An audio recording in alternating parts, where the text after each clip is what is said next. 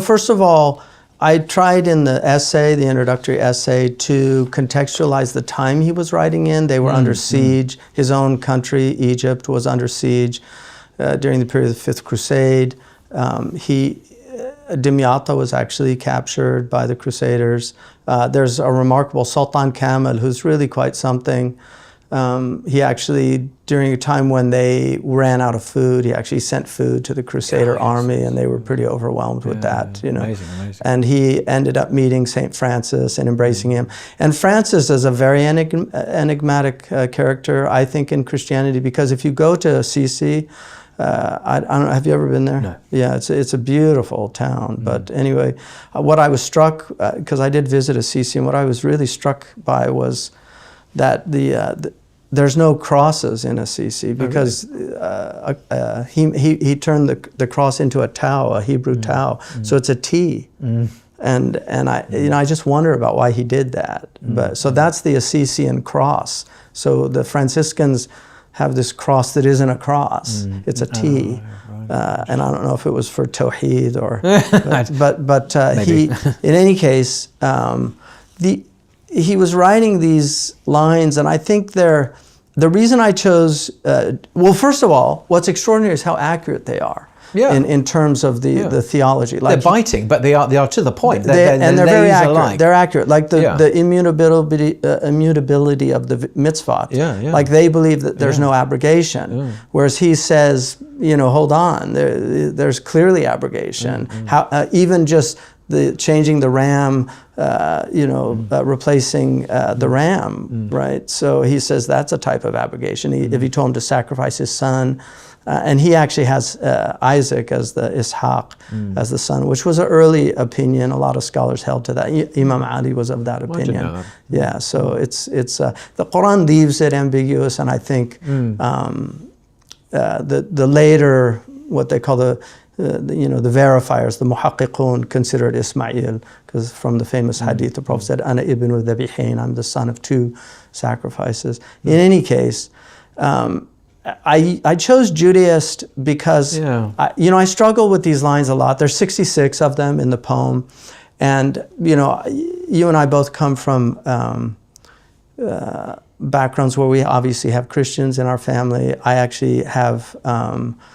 Also, my sister married into a Jewish family, so I have Jewish nieces and nephews, and so for me, I think about how people are going to respond to these, and I think the Prophet ﷺ was very sensitive about these things. He pretty much did not speak to one of his wives after she called Sophia a Jewess. He was very upset about that. He also, when Sophia, he found her weeping because some of the wives had said, she was a Jewess, and he said, "Go and tell them that your father is Aaron, that your uncle is Moses, and your prophet, your husband is Muhammad sallallahu alaihi wasallam." It was almost like go and boast to them. This is not something to be ashamed of, that they're children of prophets. So the reason I chose Judaist is because when I translated as Jew, the problem with Jew is that it's both a religious designation and an ethnic designation. Although there is debate, DNA and all this, I don't want to get into that about who's actually ethnically Jewish, because there are theories about the convert theories, being Turkic people, and then I think in the Ashkenazi there's a lot less Middle Eastern DNA than there's much more European DNA. But and that's true for like the Ashraf. Like if you go to India, if one of these people who's a Qurayshi or a Husseini, or if they do their DNA, they're like 96% Indian, right? But they do very often have Arab DNA, but it's small, but it's still, I mean, I had a friend of mine from Arabia who said to me, these Ashraf, they say, oh, we're Ashraf. He said, they probably have like 1% of the DNA. And I said, for you to say that means you don't know who the Prophet ﷺ was. Just to have 1%. So yeah, that's 0.00001%. I'll take that. So I chose Judaism because it separates the ethnic from the religious. Yeah. And I personally think, especially in our world, people have a right to criticize these truth claims. Like if you have a truth claim that says you're superior because of your ethnicity, I think people have a right to if in Hinduism, if you're a Shudra or a Dalit, and you want to criticize the Varna system of India, people should have a right to do that without being called some kind of bigot or a racial slur. Like, I don't think you're an anti-Semite if you're not comfortable with Judaism, because there are many Jewish people that don't like the religion of Judaism. Many Jewish people. Shaykh Israel is a good example, who wrote a scathing critique of Judaism. So, but at the same time, we have to be very careful, because race is, there's a whole argument, there's a huge can of worms to open up that debate, but the bodies that we're ensouled in, this is God's doing, and we're guests in these bodies, and we eventually leave these bodies. And I think there's a hadith in al-Bukhari where the Prophet ﷺ saw a Jewish man being taken to his grave, and he stood up for it. And this was a time when there was animosity between the Jews and the Muslims, and the man said, it's a Yehudi, ya Rasulullah, it's a Jew. In other words, it's a Judaist, right? Somebody who adheres to Judaism.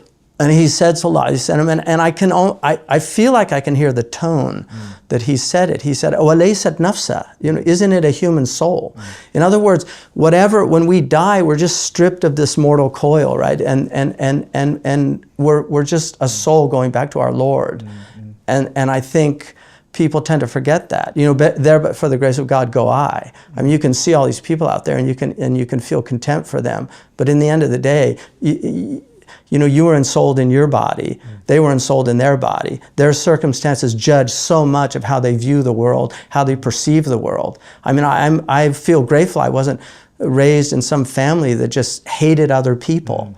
And I was raised by a woman who thought that racism was a kind of stupid thing. It was idiotic to judge people by the color of their skin or by something incidental to their humanity. But if I was raised in a white supremacist family, I don't know, would I have those beliefs? It's very difficult because it determines so much how you grow up. Yeah, exactly. Yeah. Well, I want to move on to anticipate some common objections, actually, to this particular poem. Some Muslims, especially those aligned with perhaps more conservative theological views, might raise objections to the Hamiza. And these objections might typically stem from concerns about the perceived exaggeration in the praise of the Prophet Muhammad. Because there are many lines, I haven't read the whole poem, but I've read a lot of it, there are many lines in the poem which lavish extraordinary praise on the Prophet. And critics might argue that such praise borders on shirk or even deification, especially when divine-like attributes are ascribed to him, so the argument might go, such as knowledge of the unseen and him being the light of all creation. And they might well, these critics might well mention a hadith in Bukhari where the Prophet, upon him be peace, says, "Do not exaggerate in praising me as the Christians praise the Son of Mary. I am but a servant, so say, the servant of Allah and his messenger." So this, I will anticipate that there will be this kind of criticism of the kind of language that might be used in the poem. You preface that by saying people have a more conservative theological view. I'd say the opposite. These are more modernist views. The people that, Imam Busayri was recognized, and his poems, there's so many commentaries by great scholars. Ibn Hajar al-Haytami alone is one of the great scholars of Islam, and how could he miss something so obvious as shirk, if there were shirk in these poems? These are all misreadings of the poems. The hadith, which is a sahih hadith, as you pointed out, لا تطروني كما أطرت النصارى عيسى بن مريم. Do not Itra is to go beyond the bounds. Right. And he meant kama, as the Christians did to Jesus. Well, what did they do to Jesus? They deified him. One of the miracles of this religion is that the Prophet was never deified. There's no sect in the history of, there's a sect that actually deified Ali ibn Abi Talib. Indeed. And there's no sect that deified the Prophet, which is a miracle, because the Prophet said, "La taj'alni wathanan min ba'di yu'bad min ba'di." Do not make me an idol that's worshipped after me. And so the fact that the Muslims never worshipped the Prophet ﷺ is one of the great miracles of that dua, because it was clearly answered for him. I mean, the fact that they worship Ali, but they don't worship the Prophet ﷺ is just amazing. So I think those are just misreadings. Part of it is not knowing rhetoric. In fact, Sheikh Ibrahim al-Yaqubi and many others, but Sheikh Ibrahim al-Yaqubi said most of the problems in Islamic theology came out of not knowing rhetoric. The Arabs, for instance, use omission. Hadf is a very common rhetorical trope. It's used in the Quran. Fas'al al-qarya, ask the village. Well, you can't ask a village literally, but it meant فَسَلُوا أَهْلَ الْقَرْيَةِ, ask the people of the village. So oftentimes when Imam al-Busayri makes an oath, أَقْسَمْتُ بِالْقَمْرٍ مُنْشَقِّ, I swear by the moon, he means بِرَبِّ الْقَمَرِ. And this is clarified in the commentaries.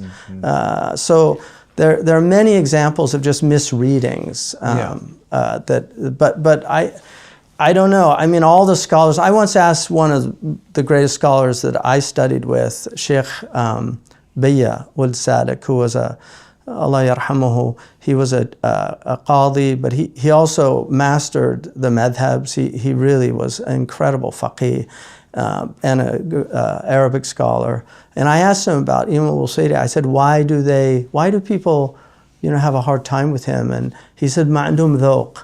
He says, it's just a lack of aesthetics. They don't appreciate what he's doing. And I think he meant by that also just not knowing rhetoric and how language functions. But I have probably on the Burda alone maybe about 30 commentaries. Wow.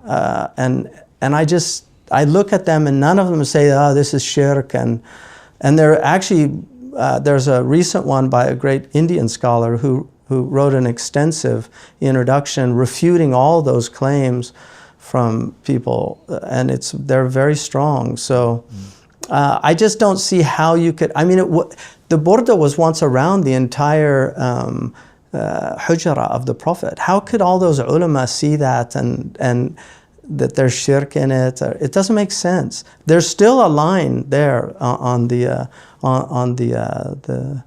door of Fatima from the Burda. That's still there. هو الحبيب الذي ترجى شفاعته لكل هول من الأحوال مقتحم. He's the beloved. And also knowledge of the unseen. How do we know about Munkar and Nakir if we don't know the Prophet? His knowledge is not God's knowledge, and that's clear. And there are some ghulat, there are some extremist sects of Islam that might go to extremes.